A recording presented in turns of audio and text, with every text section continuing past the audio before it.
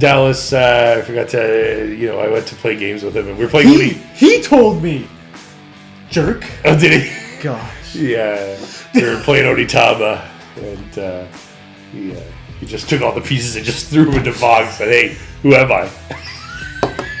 That is not what I did. I said, "You're dead, Benabon." Hey, so you're damn right I am. What's happening, party people? Welcome to Punchboard Party. My name is Daniel. This is Father Greg, and we are doing a top 10 list. This top 10 list is a little different than others, where instead of me having 10 and Father Greg having 10, we have a combined 10. That's right. Because these are the top 10 board games that we are divided on. Sure are. Oh yeah. So if you wanted to see us fight, this is the video for you. This is us just going head to head. Now, to be fair, some of these games we are quite opposed on, and there will be some heated discussion about these games. Right. There's some of these games though that are just I like them or he likes them, and the other one just likes them more. And just has more of an affection for them. And we're saying, yeah, this is a good game, but here are the things that I see clearly that you don't because you're blinded by love. Sure. So that kind of conversation. So there'll be varying degrees. This is no particular order. Just top 10 games that we are divided on. So why don't we get started? Sure, the first game up. It's a delight. Do you like tile placement? Listen, tile placement is fine. Do you like polyominoes? Not particularly. Well, and that might explain it's this game's fault. I like polyominoes fine, or my mom was playing Tetris my whole childhood. Do you like cute bears? Cute bears are great. Well, then you will love Baron Park. I can't say how wrong you are. Baron Park is just a delightful game. You get to you literally take a tile from the board, you put it down, and you cover up some symbols. And what do you do when you cover up the symbols? You get more tiles. Until you have a little piece of thing that you can't quite get covered, and so you can't extend your part. Your opponents have 3 things that they're already working on, and you're still trying to get your thing covered with a little porta potty piece or something. Well, you got the bathrooms, man. The bathrooms is a nice little one spot, just sits on there until you figure out the whole thing except for one spot, and then you put the little bear statue on. And then, eventually it's just so satisfying. It's just there's nothing satisfying about sometimes you expand, sometimes you fill in just one park section completely, and that feels really good, but sometimes you expand onto a second park tile, and then you find a tile that finishes both of them off. Oh man, that is a good feeling. This is the thing. It. So to be honest, right, part of this is that I'm just bad at spatial reasoning, so it's just not a fun experience for me to sit there while people are getting these bear statue after bear statue after bear statue, and I'm still trying to cover one tile. Right. That's just a frustrating experience. Secondly is yes, in concept, on paper, this is a delightful family weight game. But the setup, the amount of tiles that you have to ka-chung, ka-chung, ka-chung, ka-chung, ka-chung, it's just manual labor, man, to get this stuff all set up. Sure. And then for what? If only you had baggies to separate it all. Make your life so much easier. Just for what? For nothing. For just a frustrating experience of just... All right, next on our list is Butoku. Wow. So Butoku is an amazingly crunchy Euro game with an amazingly colorful, vibrant, fantastic theme that just kind of immerses you in this world of spirits and forest woodland deities. I have no idea what's going on in it, but it's very nice. Are you smoking crack? This is the most... If there's a word that I would describe, this is foggy, murky, everything in this game is just unclear. There is nothing in this game that makes any degree of sense. Why am I hooking up a dragonfly and a forest spirit onto each other and they're mating? I don't know what they're doing. They're flying around together? To what? I'm building a house in the forest? To do what? To attract a fox to come live in it? It is lunacy. It makes no sense whatsoever. It's so bizarre. Oh my gosh. It's just the right colorful coat of paint over a really nice efficiency puzzle. Which, again, you don't value efficiency. We discovered that upstairs before we record this video. But, like, so the heart of Budoku is there's all these mechanisms that are kind of tied together. We talked about it in a previous video, or a video to come. Who knows? So Budoku has all these mechanisms that are coming together in basically this kind of chain reaction. So you can play a card that gets you a resource. That then, when you place a dice out that you've unlocked by playing the card, you can place it out onto worker placement space on the board, that then you can use that resource that you collected to activate that spot, and then get something else that you'll need to do this thing, and then that thing unlocks this thing, and then you can do that and use that to do this. But the beauty of the game is that each aspect of the game helps you accomplish the other aspects of the game. And so you kind of pick your 2 or 3 paths, and then you piggyback on the other ones to get further down the ones that you've chosen to kind of focus on. And it's a nice little puzzle to figure out. But it doesn't give you any guidance. No, none at all. It just says, here's me. That's right. and you just kind of have to... The one thing, though, but you had a problem with this, but like the vision cards, there's these vision cards, and they give you like certain tasks to accomplish, and they'll give you points at the end of the game if you accomplish all those tasks. So there's your kind of anchor if you needed one. I really appreciate this in a lot of dense Euro games. When I'm tackling a really heavy Euro game, I love to receive a goal card. A little card, it maybe has a little hero power, or it's a goal card, whatever. Something that I pick up that says I'm better at something than you. Or I'm supposed to go down a different avenue than you. Maybe every time I go to the quarry, I get an extra stone. So I'm like, oh, well, I guess I should seek a strategy that uses a lot of stone. Or hey, I've got this card that tells me I need to get 10 spaces along this travel track. I should try to do that. Problem in Budoku is that your card tells you need 2 spaces on a track, you need 1 firefly, you need a dragon somewhere, you gotta build 3 houses, and you gotta get 2 cards. It's like, well, that's all the things I'm trying to do. Which one should I focus on? I don't know. Who knows? Does the game tell you? Hell no. What's up next? It's a nice, cozy game. Do you like card drafting? I do like card drafting a lot. You like a little deck building? Yeah, I like that's fun. You like a little dice worker placement? Oh, I love dice worker placement. Well, then you will love Taverns of Teams. No! This is so good. I can't This is even. like a cozy game in a bar where you're just like, you're drafting dice around a table. You got a little deck, put out some tables, you bring some guests to the table, you might get some people working in your bar, and then you take your dice and you place them various places. You put them on your guests, you put them on your bar stacks, your entertainers, you get some schnapps for them.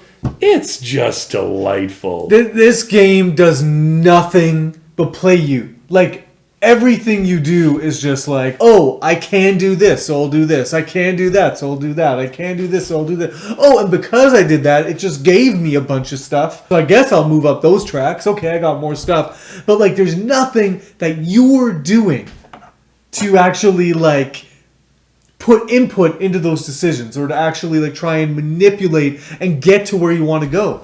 You just press your luck, flipping cards off a deck, and do what you can until you stop. And it's like, it's dumb. There's nothing, there's no machinations of the mechanics to say, I can make these work for me. No, it's just, I just flip, and if it's not working out for me, it's just screwed. I enjoy a little push your luck, you know? Yeah, but it's not the fun push your luck. Like, Quacks does do this better. He did this better in Quacks. So to try and do this in a different way, it's just, it's so many good things. You're right. It's so many good things, but it's just like lands so flat. Brother Greg, I'm right on this one. Well, I have been in board gamers' houses, and there's been these little piles on their floors. Yeah. Okay? And do you know what these piles are? These are board games that they're selling. Sure. Okay? Do you know what game is like always in those little piles? Oh, must be a good one. Taverns of Teams. People are getting rid of this game like hotcakes. It is on Kijiji. It's always in the stack. Spring cleaning for board games. Taverns of Teams. Just making some room in my collection. Taverns of Teams. There's something wrong when this game is like the most seen game of me in people's getting rid of piles. How rude. I will buy every copy of this game that I can find. We'll have a whole calyx just full. A 5x5 calyx. Full of nothing but Taverns of Teams info. That's a waste of your time. All right. Okay. This is a juicy one. We talked about Baron Park. Mm-hmm. A polyomino game that is garbage. Okay? Or great. Now we're going to talk about polyomino game that is absolutely amazing. Nightmarish. The Isle of Cats. Oh, okay, so here's what happens with the Isle of Cats. Is you got this wonderful polyomino situation where you have this delightfully graphically designed fantasy cats of different colors, and the polyomino shapes are all out there. You got this ship, and you're trying to fill your deck with these polyomino cats. You're going to get bonuses for filling certain sections of your ship. However, there is kind of another dimension to the game, which is a card drafting game aspect. And now some of the cards that you draft in the draft are tied to the polyomino thing. They're going to allow you to play your cats. You need to collect baskets to kind of bring the... It's a really morbid theme that you're like kidnapping these cats and bringing them onto the ship. But anyway. Sure. So the cards you draft will allow you the baskets you need to get the cats onto your ship. But then at the same token, there's like 4 other different varieties of cards that are a part of the draft. They're going to get you points in different ways by just kind of ignoring the cats and either getting like gold onto your ship or just different kind of endgame scoring opportunities for if you have this many of these colored cats. So you can ignore kind of the polyomino placement, and as long as you kind of have them, you're doing good, right? And so I love this dimension of the game as it says, hey, you can do really well at this game by doing the polyomino thing, or you can flex the cards that are in this deck and draft the right cards and kind of pursue some points in a totally different way. And that gives someone like me who isn't great at spatial reasoning a way to enjoy the spatial dimension of the game by doing some of that, putting cats in certain areas, covering up some of the places of the ship, but not having to worry about it totally, and then being able to do something else by drafting other cards that will chase me a different direction. I just love that it gives me that flexibility that I don't experience in Baron Park. You know, in Baron Park, at the end of the game, the game is ended. You fill your park. You fill all 4 little tiles and the game ends. That's it. You will never, ever, ever fill your ship with cats. You get this giant ship and there's like all kinds of rooms on there. You will be lucky if you finish 2 of them. Like this is like the same problem I have with Azul. I always feel like Azul ends and I'm like, wait, what? It's ended now? Like, I finished the kitchen. Right. I still got 4 rooms that are completely empty. Don't have a single cat in them. Right. Why is it over now? It's absurd. This is the most bizarro game that gives you a whole damn ship. Like, you don't need any spatial reason because you can put your cat wherever you want. You can just throw them anywhere because you're never going to run out of space on your ship. You are never going to run into a situation where you're like, oh, I don't have room for this red cat anymore because I placed all my other tiles stupidly. That's not true. You can place them like a complete doofus. There is enough restriction to make that part of the puzzle still feel good. There is enough there. You got to give this another shot. This is terrible. This is one of the worst games I've ever played. Oh my goodness. This game has it all, man. This game has like a nice aesthetic. Yeah. It's got these it's not a roll and write where like you have to like endlessly go through like pieces of paper every time. You need a big thick sheet of stack of paper because you got to shuffle through them. You just get one piece of paper and you're just like playing on your own little piece of paper. You're putting little discs on, little cubes, and you're navigating to little spots. This is the Guild of Merchant Explorers. So this is a lovely game. This is a perfect example where I like this game. Mm-hmm. I think this game is a good game. I think it brings a lot of cool things to the table. I just cooled on it so quickly. The first time we talked about it, it was like, yeah, great game, awesome. And then I played it again, and immediately it just sort of lost all kind of its glimmer. Just kind of went away. I was kind of duped. I felt duped by the allure of putting cubes on instead of filling out this with a pencil. But then the cubes started getting knocked over and tussled. And I was like, oh, that's not great.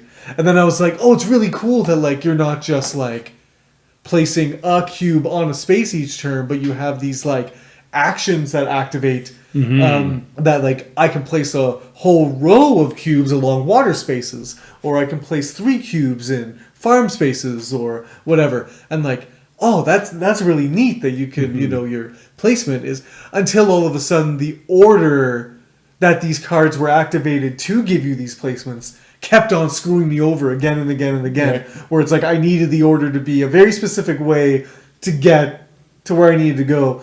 And it was just like, do your big, cool, long one. And I just wasn't in a position to do that yet. And then I was like, oh, well, that doesn't feel good. So there was just like enough of the things that were cool about the game, enough experiences that were like, oh, but when that doesn't work, that sucks. That sort of just took away the gleam. I still think it's a good game. I think it's worth... I almost got rid of it, but it's still here. Oh, if you ever do, I will 100%. I will snap by that like in a heartbeat. In a heartbeat. But no, it's still here. It still has merit. I love it. It's just like... I think that's a game where like... that does something innovative. Like, that does something that I'm just like, oh, this is a neat puzzle. Right. Like, I'm just like, this is cool. Oh, man. Yeah, love me some Guild of Merchant Explorers. Yeah, that's good. There's a game that is rocketing up the BGG rankings the last little bit. Okay. It's been just speeding up the BGG rankings. Yeah.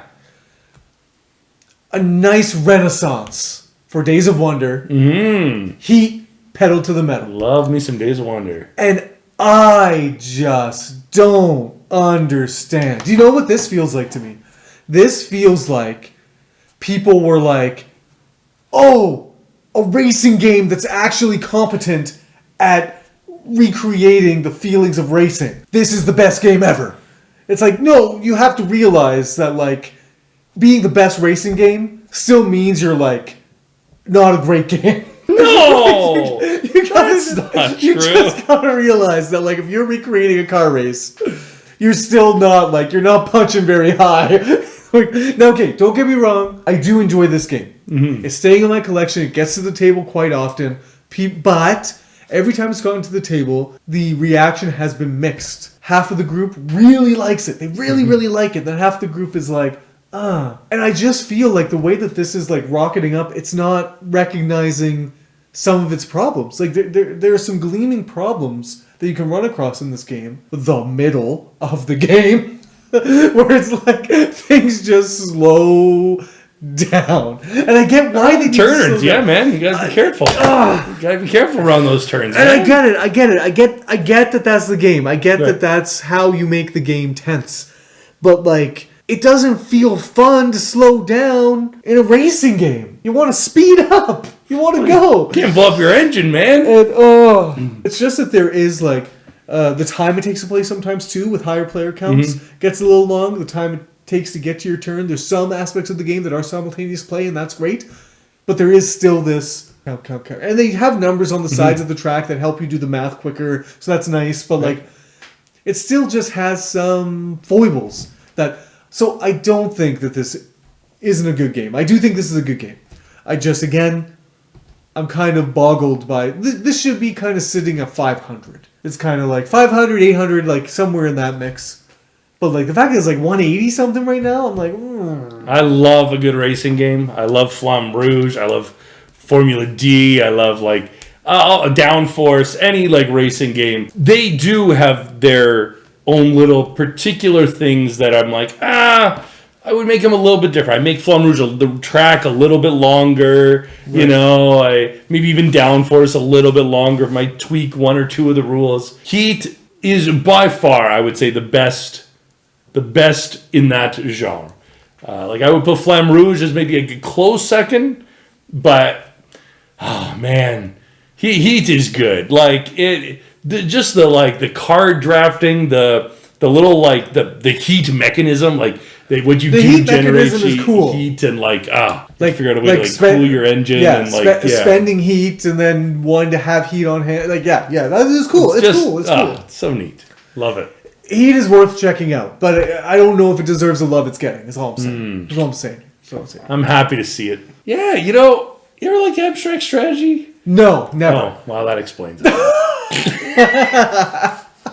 So if you do like abstract strategy games, which I do, I really enjoy. I enjoy games like chess. I enjoy, I have Onitama, I have Santorini. I have all these kind of like little abstract strategy games I really, really enjoy. But one that I love coming back to is Yinch. Yeah. And Yinch is, okay, the board is not attractive. The board is like, looks like a mathematical nightmare, it's just graph paper basically. Yes. But then you take out these like really nice little circles, really nice, like I don't know what they are, like not metal, but like acrylic. Yeah, they're really beautiful, like these like hoops, and you kind of jump over the tiles and you flip them over, and it's so satisfying, haptically satisfying.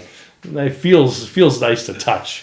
Components are great in this, right? But you hit the nail on the head right off the bat. I don't like abstract strategy. So this game didn't have a chance to begin with. However, the frustrating dimension of a game like this, along with other abstract strategy games, is that if you're playing with someone who's even played the game once or twice before you have, you're just running into a brick wall. You come to the game, you're like, this is going to be fun. Whap! You've lost. Okay, I'm learning. And if you don't have that sort of drive in you to be like, okay, let's figure out what I did wrong. Let's get this going. Like, now I can learn from this. So how can I learn from that mistake I just made? If you don't have that in you, which I don't really have that in me, right? It's a miserable experience. So this is something that a game like Yinch would be kind of cool. I was at an Airbnb, and a copy of Yinch was just sitting open on a coffee table across the room. And I came home from whatever touring I was doing, and I sat down. Quite the backstory behind the story. It's like a very specific set of stories. Why are you touring? Where are you going? What are you doing? I don't want to get into it. And then I would sit down and just before going out for dinner or whatever, I'd be like, oh, how's this work? Oh, neat. And if I could sort of discover the mechanisms and discover how the game plays on my own, and then come to the table with someone who's also discovered the mechanisms on their own and have a little bit of a more head-to-head, it might be a more satisfying experience. But yeah, Yinch is kind of one of those things where it's on it's on the list more as a representative of a category of game, for sure. But yeah, I did not have a positive experience playing this with you.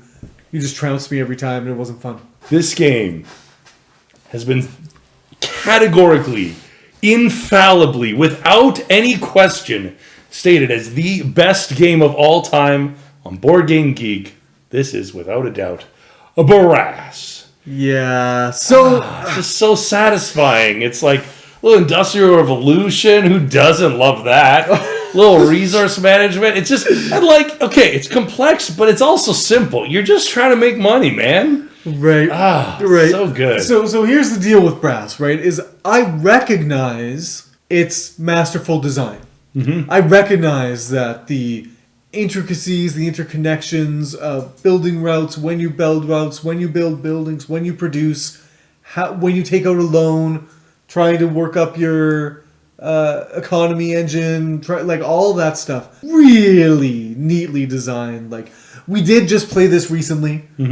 A game that I like, but again, I still don't understand the hype. And my main criticism is this: boring. This is boring. Yes, there's a certain dimension of my accountant brain. I'm not an accountant, right? But that is enjoying that aspect. But it has that kind of spreadsheety nature, and it's kind of the theme doesn't help make it more exciting. So it's just this is, again, akin to sort of like a power grid. This is just math, the board game. And I'm not saying it's not fun. There is room for this in the hobby. It's just not the most fun. I'm going to go, why do you play board games? To have fun, right? There's nothing more fun than the Industrial Revolution, baby. You're making my point for me.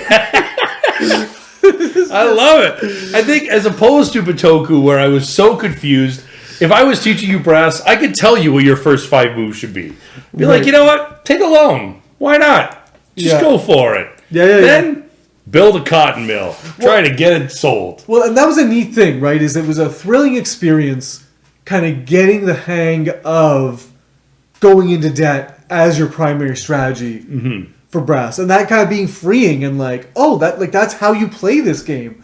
That's cool, right? So there are neat things, and I was kind of proud. I didn't win. I was kind of 10, 15 points away from the winners, but I did a whole debt strategy last time we played, and it like almost worked, which is kind of fun. Yeah. No, it looked like you were going to win for a while. Yeah. So it was like, okay, that's neat that you can do that. But my thing is just like, I think it does matter when a game is sitting on a shelf and you think about getting it to the table. How many barriers are there between you and getting it to the table? And like when my reaction when I walk into Mary Dallas's house and Brass is set up on the table and my heart just sinks, like it's that aspect of the game. Once you get into the game, it's like, oh yes, this is fun. This is a really great design. This is a cool puzzle. I am enjoying myself ultimately. But yeah, there's just a few too many impediments for me to be like, yeah, Brass. I'm like, yeah, Brass. But like there are games that are like better. I hear it. Father Greg, you like colonialism. I do. I love it. Yeah, it's a theme. I'm game. For sure. You enjoy auctions in games? I do enjoy a good auction game. Yeah, you like some resource management. Yeah, why not? Well, yeah, you like some tile placement, some sort of building. I love tile placement. It might be my favorite game mechanism of all time. And you like sort of like building buildings that will produce resources that you can then use to build other buildings. Sounds like a good time, yeah. Yeah, so like Keyflower will be your favorite game of all time. Oh my god. Can't believe you just said those words. It made me vomit deep inside. Oh my good lord. Okay, you need to. I've tried to understand this, so you just need to lay it out for me. Yep. Why do you hate this game so much? You won. You won. It's true. You won. True. So why? Like, yes, the auction didn't go your way at the end of the game. Yeah. Okay, I understand that, but I don't understand why that nullified a lovely Euro game of auctions and building buildings and utilizing resources and all that stuff. How did that ruin it? Just let me into your brain and your heart. What's going on? It's like if I take you to the top of a mountain. I'm like, oh, just wait till you get to the peak, man. Just wait till you get up there. It's gonna be so nice. And then I take you up there, and it's just a bog. And it's just like, you get to the top and you're like, I hiked all the way up here just to look at some dog crap. Like, what the heck? It's like when you start out. So, once again, I said I like games that start out with a nice little goal that I can achieve. Yes. You get this little goal and you're like, oh, sweet, I'm trying to collect the most tools. Oh, that's delightful. Okay, cool, I can do that. But then that goal gets put into a bag. And you never see it again for the rest of the game. No. You have it. The whole game. Sure. And then you put it in.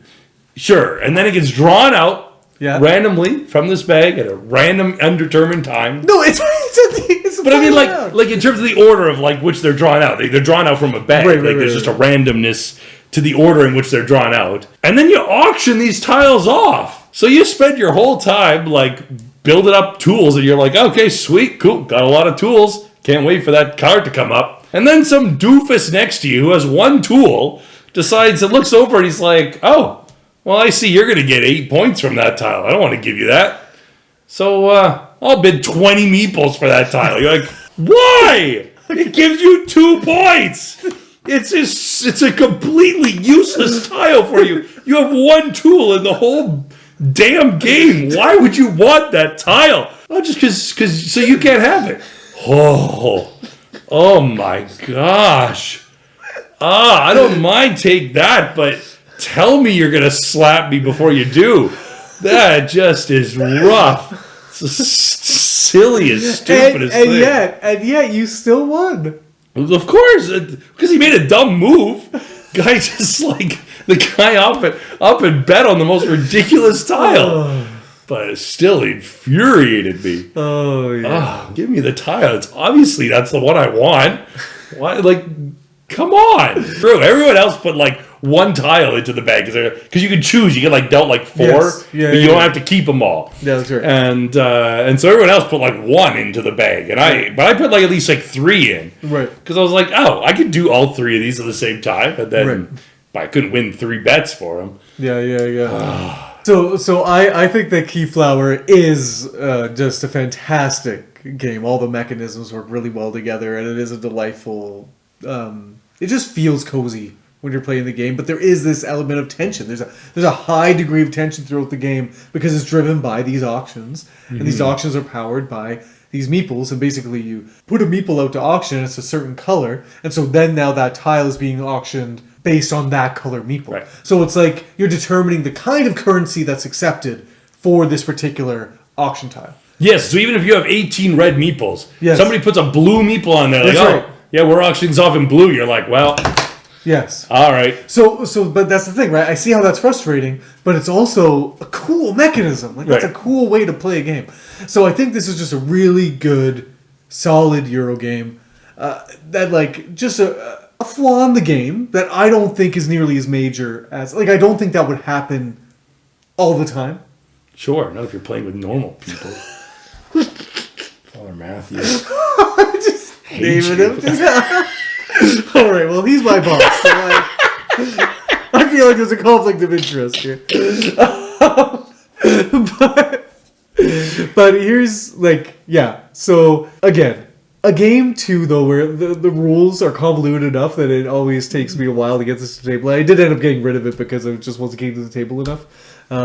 But I see its merit. I think this is a fantastic little game. All right, party people, let us know what of these games, what side are you on? Whose side are you on for these top 10 games that we are divided on? Whose taste do you kind of gravitate towards more between the two of us? We would just love to hear that down in the comments below. We love hearing from you there. We love talking to you there. It's great. We love you all, party people. You're awesome. And so, if you enjoyed the video, please like the video, subscribe to the channel, all that YouTube-y stuff. It helps us out. And until next time, party people. Have a contentious day.